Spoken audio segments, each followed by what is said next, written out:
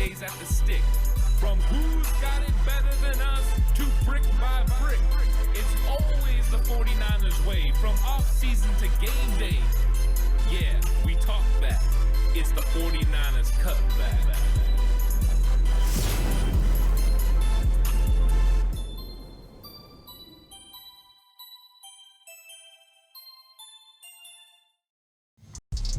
It's 49ers Cutback podcast time. Welcome to the show, everyone.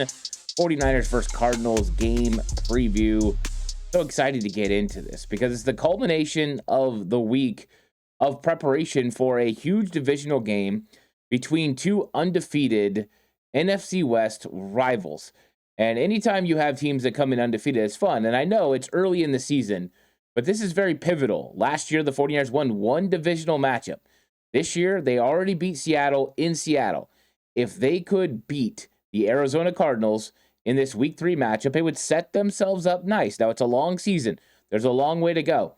But if you have two divisional wins, then it starts, helping your team be able to get there, because the easiest way to the playoffs is through your division by winning those games. But the Cardinals aren't coming in as a team that's not capable of winning this game, as a team that's not capable of being the best team in the NFC West. The NFC West is impressing right now. In fact, the whole NFC West has one loss, and that is the Seattle Seahawks at the hands of the San Francisco 49ers. So coming out of this game, one team is going to be number one in the NFC West, undefeated, either 49ers or Cardinals, with a huge advantage of having a divisional win inside. Now, if the 49ers win, they'll have two divisional wins, and they'll sit really nicely atop the NFC West. If the Cardinals win, they will have the advantage. So it's really fun at this point in the year, but these are pivotal matchups for your football team. This one is way more important than next week at Jacksonville. Of course, every game's important, but divisional matchups just a little bit more. So what we're going to do in this episode, we're going to go through, we're going to talk about all the injuries, set the groundwork for who's going to be playing in this game. We're going to go through the key matchups on offense and defense. We're going to talk about the coaching staff, what they like to do, and set up the game plan, set up what's going to happen in this game. We're also going to go through and talk about, the keys to winning this football game for both teams, what they have to do to go ahead and get it done. And then, of course, some bold predictions. And then we're going to talk about, who's going to win, some player props, some betting things. It's going to be a great episode. I really appreciate you all coming through to check it out here on Saturday. We're a little over 24 hours away from the 49ers and Cardinals game. So exciting times. 49ers are going to be wearing their clean, all-white throwbacks. It's going to be a fun time to be a 49er fan, and hopefully they can get a big win at their home season debut in Santa Clara. So please like and subscribe to the channel if you haven't already. Listening audio platform, 49ers Cutback on Believe Network. Please give it a 5-star rating if you feel that I deserve it. And of course, this episode is brought to you by FanDuel, the title sponsor of 49ers Cutback. So let's get right into it. And the biggest question mark has been the status of Brock Purdy. And I think it threw everyone for a loop when Brock Purdy has been out there practicing, getting limited practice on Wednesday, on Thursday, on Friday. And the thought process started to be, hey, if he's going out there every single day, there's a real chance Brock Purdy could be available to start taking snaps on Sunday against Arizona. And, with him going and talking to the media, it even further opened that door of possibilities. And now the designations are out. Brock Purdy's listed as questionable, which is usually a good sign. But Kyle Shanahan said, hey, he's unlikely or highly unlikely to be the starting quarterback. So it does appear that Mac Jones, barring something significant happening, today or pregame tomorrow, that Brock Purdy will be available for the game, but will not be starting. So he will be there in a situation where Mac Jones gets hurt. Maybe Brock Purdy could go out there. But Kyle Shanahan said what they're doing is evaluating, making sure that this injury can't get any worse, that he can't have a setback. And I think that that's exactly, the thought process you have to have is if Brock can't hurt himself any further and it's just about pain management, well then, as long as he feels up to it, it makes sense to have him readily available in case something happens. If it could get worse, well, then it's better probably just to let it rest and wait until he could be available. And you've got another big divisional game in a couple weeks on Thursday Night Football against the Los Angeles Rams. So Brock Purdy went from being, in his presser, a game time decision about starting to it looking like it's going to be number 10 under center and Mac Jones, with Brock Purdy capable of coming in if something, heaven forbid, happens to Mac Jones.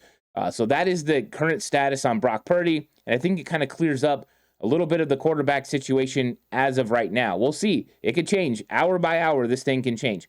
Juwan Jennings hasn't practiced all week. Last week he did practice some.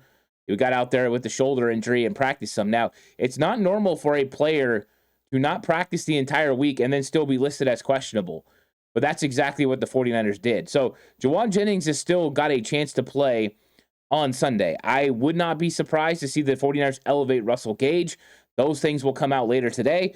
And there's a real possibility they could elevate Russell Gage and Nick Zakelj. And we'll talk about that in 1 second. But they've got to be prepared. And hopefully Juwan Jennings is ready to go, especially with the news that Jordan Watkins is going to be out.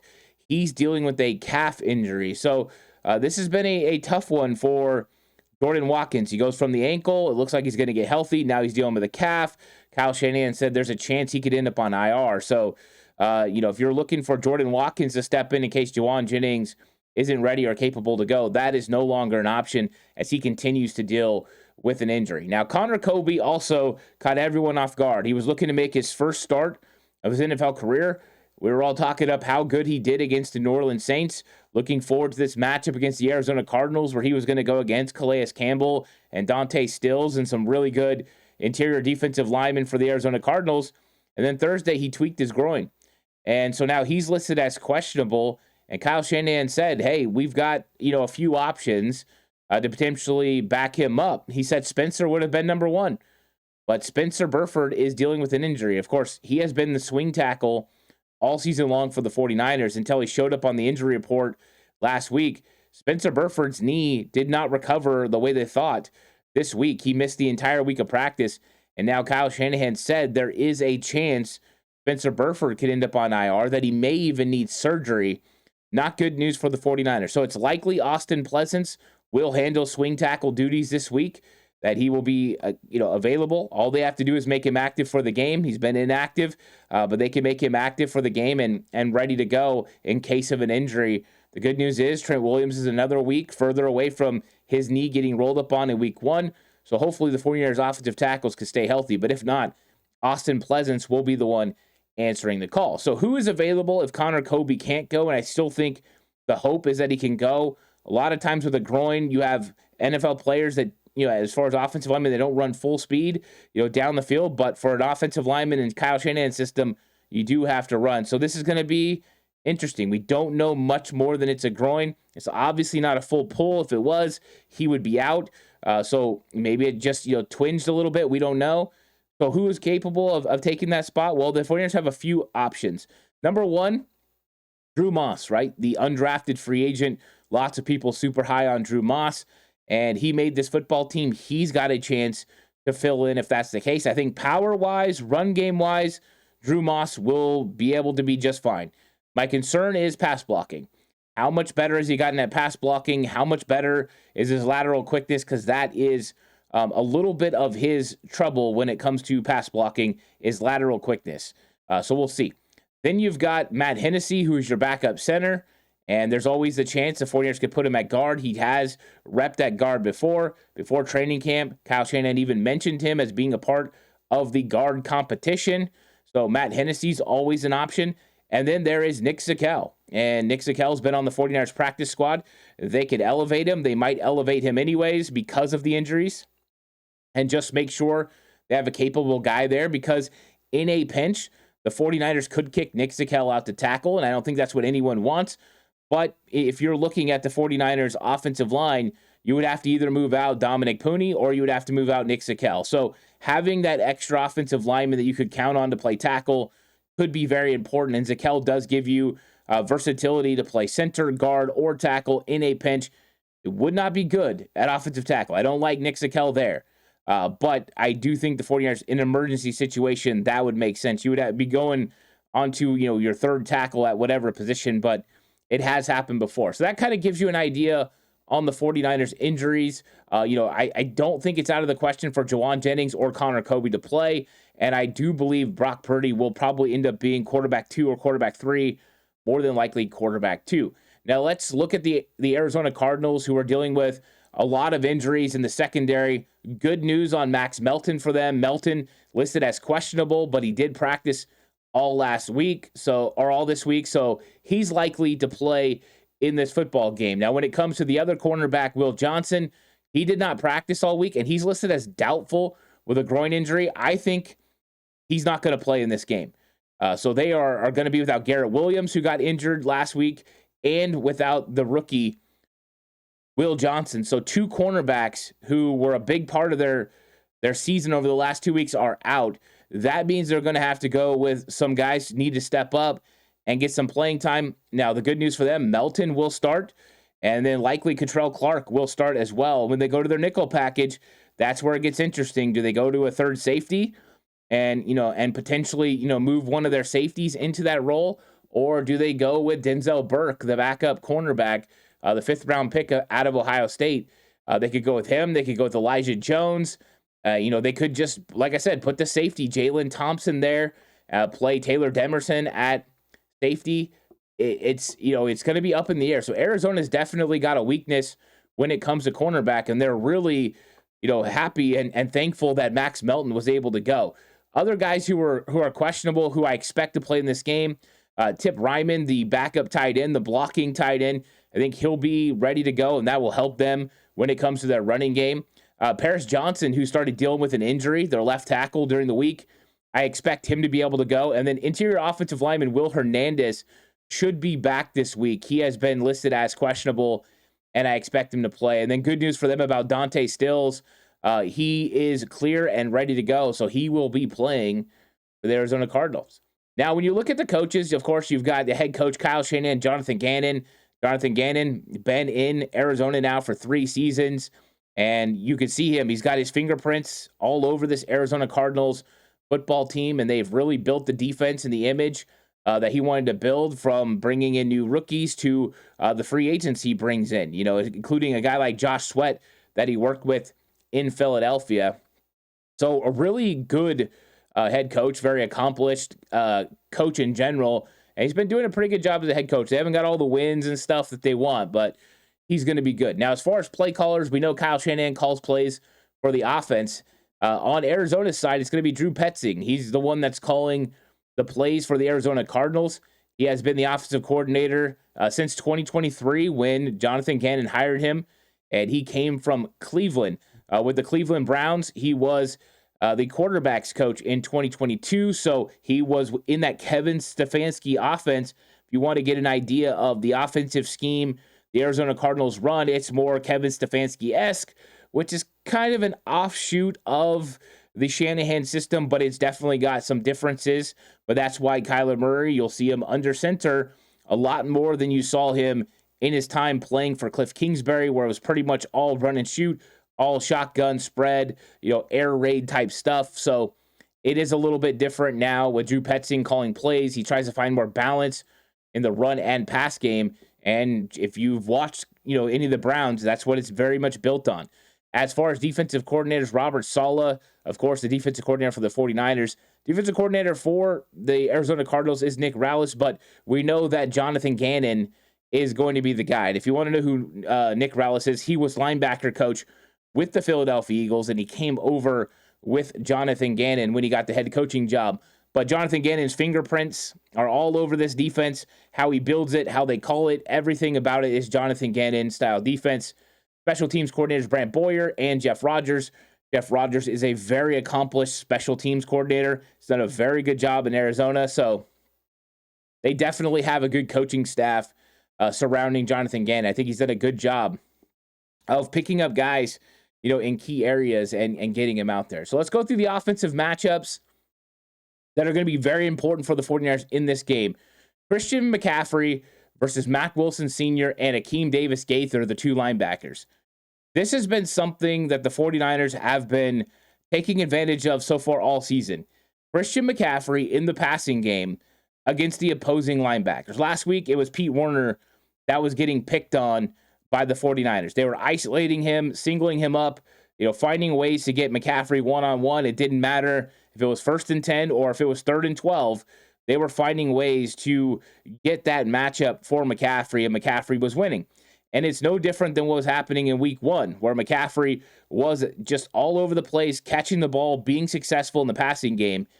And what a weapon it is for a backup quarterback like Mac Jones to look down the field and see that there's really maybe nobody open at the time, or you're starting to get pressure, and you can look out and your safety valve is number 23, Christian McCaffrey. This is the ultimate security blanket for a quarterback, because you can throw a 2-3 yard pass to Christian McCaffrey and he will turn it into 7 to 15 because of his ability in space to get extra yardage, his vision, his power.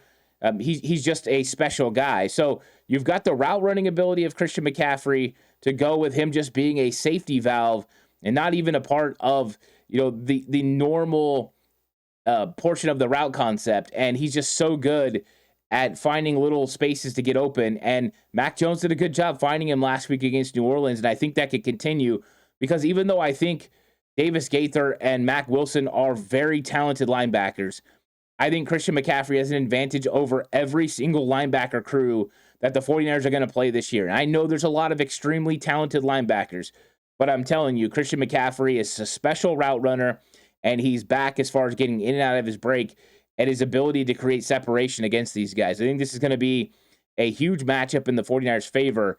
I look for Christian McCaffrey to have a good game, even though Arizona continues to develop and get better at linebacker, right? They've moved on from guys like Kaiser White, but it's still advantage. 49ers wide receivers versus Cardinals corners. And, I know there's a chance Juwan Jennings doesn't play in this game.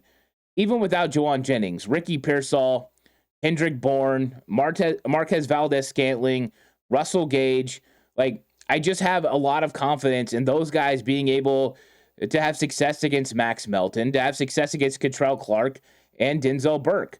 And I think that there's an opportunity for the 49ers wide receivers to make it easy on Mac Jones. Every one of them can create separation in their own way.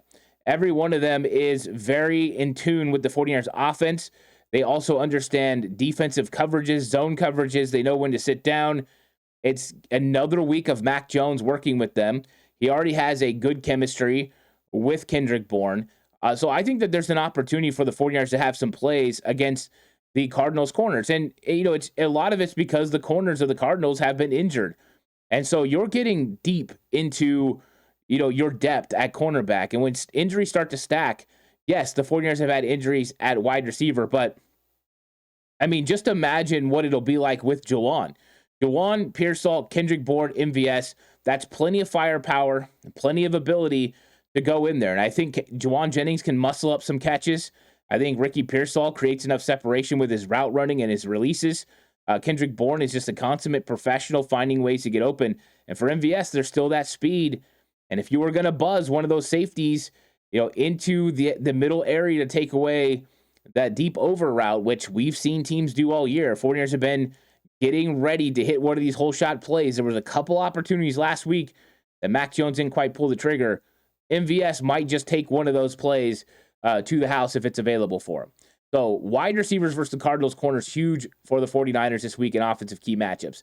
49ers offensive line versus pressure packages.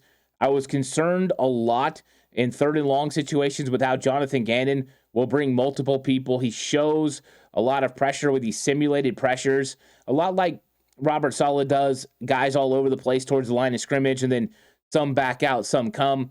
And when he gets 3rd and 10 plus, he brings everybody and he just makes you make a good, quick decision.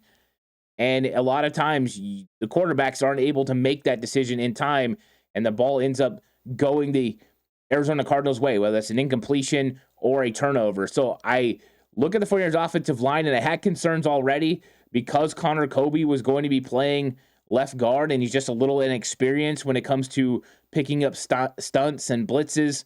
But it could even be worse. It could be even more inexperienced with Drew Moss. And so that is definitely concerning, especially because you're going to be dealing with some pretty big defensive linemen and guys like Calais Campbell and Dante Stills. But how about the speed on the outside with Baron Browning and Josh Sweat? And then they bring in Zaven Collins as well. it's a tough group to go against. Talked about the linebackers, their speed, athleticism. So staying ahead of the sticks is going to be important. 49ers need to make sure they don't put their offensive line in a situation where they have to be in a traditional pass set because it's 3rd and long against this pressure package of Jonathan Gannon. Now on 1st and 2nd down, the 49ers edge blocking needs to do good against Baron Browning and against Josh Sweat and against these guys like Zaven Collins on the edge.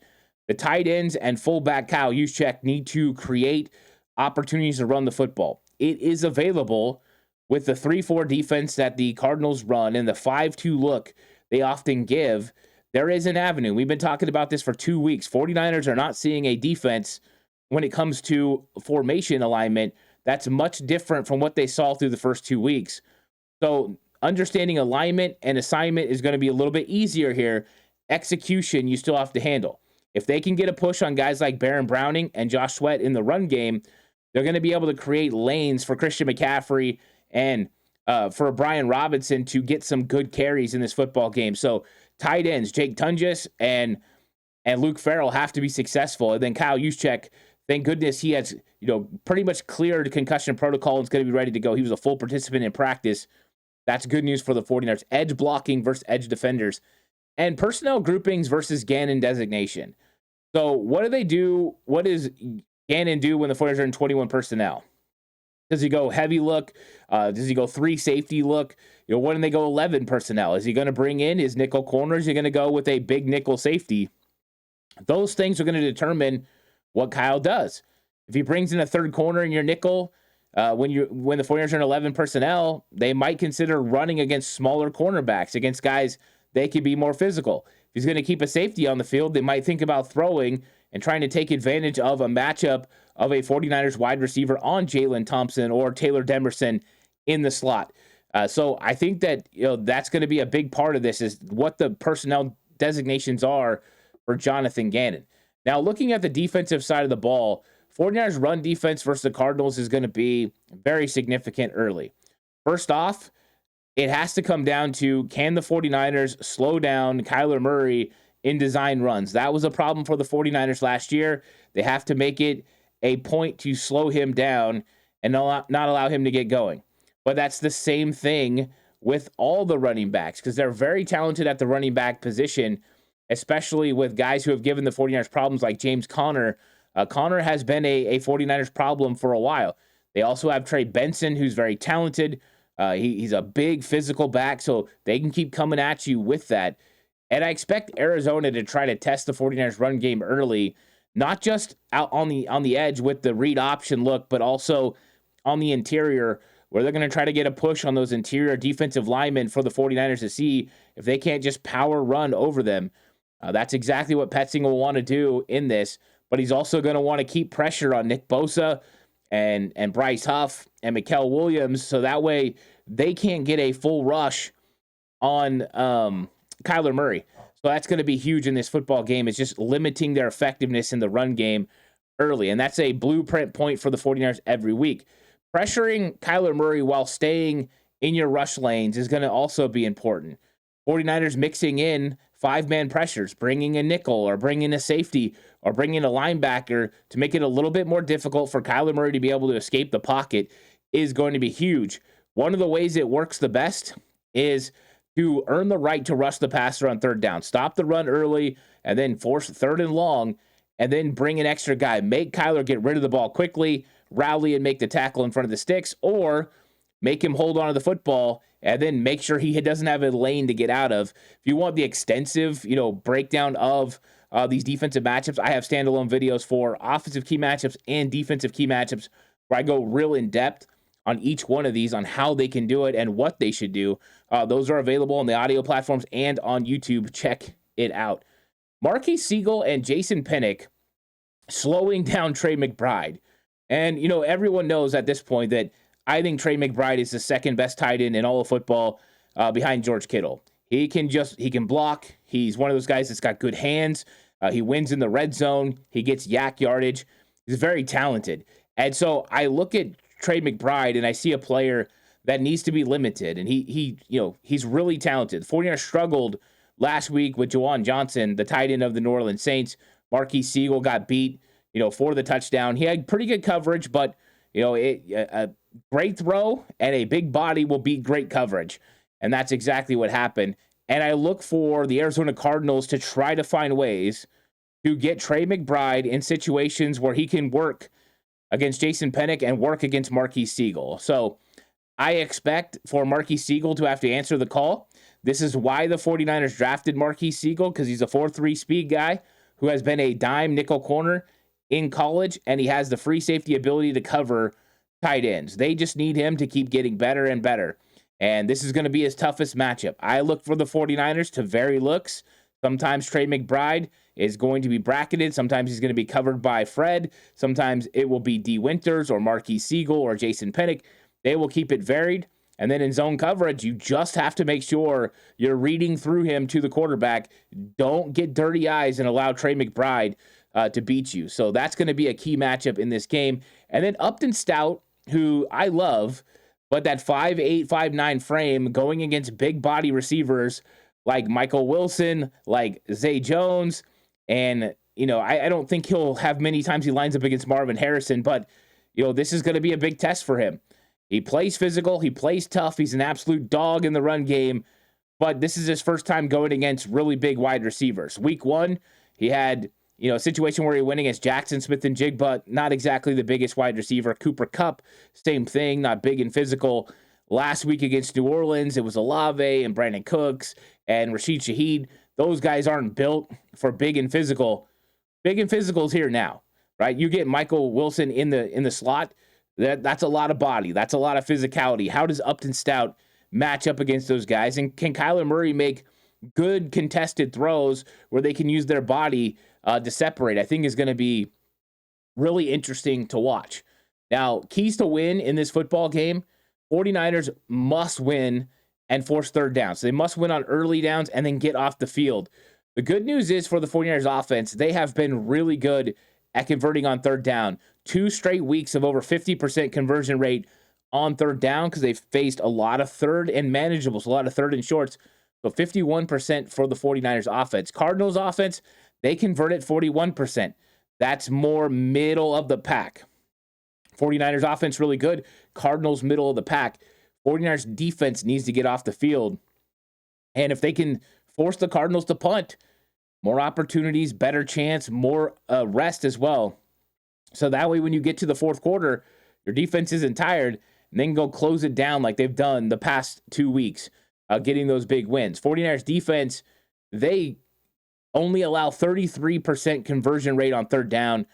That's really good. Like I said, 30% and below is elite. This is in that great category, under 35%. And the Cardinals defense is right there with them. Jonathan Gannon, I talked about those pressure packages, forcing third and longs. They are guys who make themselves available and they stop the run early. They make good plays on first and second down, earn the right to rush the passer. So Cardinals at 34%, both defenses really good. I mean, this is going to be strength on strength. Niners offense at 51% versus Cardinals defense only allowing 34% conversion rate. That's going to be huge. Red zone offense, both teams 57% on offense scoring touchdowns. So that means 57% of the time the Niners or Cardinals get in the red zone, they score touchdowns. Pretty good. You'd like it to be over 60%. That's where you started getting into the great category. And with red zone defense, 49ers defense allowing touchdowns at 66%. It's the tale of two games, right? So in week 1, the 49ers only allowed Seattle 33% touchdown rate in the red zone. Last week against New Orleans goes 3 of 3. That's how you get 66%. 49ers must be better inside the red zone if they are going to be able to beat the Arizona Cardinals. And the Cardinals defense gives up touchdowns at 50%. That is a lot better. That's kind of where you want to be, under 50%. So they're pretty close. They're not an elite defense when it comes to red zone defense, but pretty good so far. Of course, you win it, got to win the time of possession. That means running the football effectively. 49ers have won time of possession in their first 2 games. You've got to limit turnovers. 49ers have been even in the turnover battle over the first 2 games. So let's look at the giveaways. The Niners have given the ball away 3 times this year. 2 Brock Purdy interceptions in week 1 and a Mac Jones strip sack fumble in week 2. The Arizona Cardinals only have 1 giveaway, a Kyler Murray interception. That's it. When you look at takeaways, the 49ers have taken the ball away 3 times. That is what has saved them. Being able to make those plays. 1 turnover in week 1, the Nick Bosa, right? Pushing Abe Lucas into the quarterback, strip sack. Then in week 2, they had a couple of opportunities to get the ball, and which they did. And one of those, the Fred Warner, a really big play. In fact, there was only 1 turnover in the New Orleans game. There was 2 in the week 1. Forgot Marquis Siegel picked up the Sam Okuwanu strip sack in week 1. So 3 takeaways for the 49ers. Turnover differential, the Cardinals are +1, 49ers at 0. Got to get in the plus category, but you can't play from behind. So at least a 0 is a lot better. But you want to get this thing up there. You want to be. That's how you start winning by double digits, is by being successful, in those categories. As far as turnovers go. And we're going to be going to the Wow That's Bold prediction. Wow, that's really bold. Whoa. Whoa. Whoa. It's got to be really bold. It's got to be whoa. And of course, that's the voice of Jay Hill. You can find the Ant Hill Show over on Patreon. Check that out. Comes out usually Monday or Tuesday of every single week. That's available. Now, Wow That's Bold predictions brought to you by 49erscutbackshop.com. You can find the link in the description section. Get a coffee mug, get a Cutback hat, a Cutback shirt. Support 49ers Cutback if that's something you're interested in doing. Now on offense, my Wow That's Bold prediction. You're back. You just got through concussion protocol. Kyle Juszczyk, you get a touchdown. I think there's going to be an opportunity for Kyle Juszczyk to get a touchdown inside the red zone this week. So I'm calling for a juice TD in this game. And then I got Ricky Pearsall. You've got matchups with the corners this week. You've got some question marks about Max Melton. I went back and watched last year into the season, Ricky Pearsall versus Max Melton against Cottrell Clark and those guys. Ricky Pearsall, 100 yards and a touchdown in this game. I think it's his second 100-yard game of the season and his first touchdown of the season for Ricky Pearsall. Now on defense, I did this in week 1 and it didn't work out. Last week he almost got it, but this time I'm calling for it again. I've got Mikael Williams getting a sack in this game. I think he's been knocking on the door. He's been coming really close. He's been helping his teammates. This week, Mikael Williams gets his big paws on Kyler Murray and gets a sack. And then I'm calling for the 49ers to duplicate what they did in week 1 and produce 2 turnovers in this football game. They've got to be able to get to Kyler Murray. They've got to be able to create turnovers, and I think they do. Kyler's done a good job taking care of the football. I think the 49ers defense is going to put him in a situation where he's going to have to make some tough decisions and rush some decisions, and I think that he's going to turn over the football a couple times. Now it's time for the score prediction, and it's brought to you by FanDuel. I'm going to, with FanDuel, you have so many options. You can bet, on the point spread. You can bet on the over-under. They got all kinds of player props. And so I'm going to go through what I think is going to happen, and I'm also going to give my score prediction. All this is brought to you by FanDuel, of course. So if you guys want to bet, you go over to FanDuel. They've got lots of options. It's a really cool thing. If you want to get involved in it, you definitely can. I'm taking the San Francisco 49ers to cover in this game, and I'll tell you the score in a second, but I do believe the line right now, 49ers are favored by -2.5. I expect the 49ers to win by more than a field goal in this game. I took the 49ers and the points last week, and it worked out for me.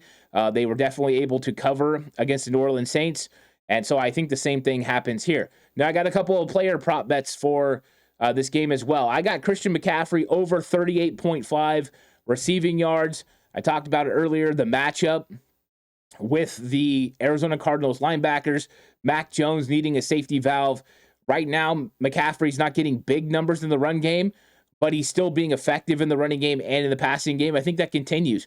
I think he's just going to be close to 100 yards of total yards every single game that he's in. I got him over 38.5 receiving yards in this game. And then Mac Jones, I'm taking Mac Jones to get over 50 yards in the first quarter. I think this is something that he can definitely do. And, there's good odds on it for him to do that. It's plus 118.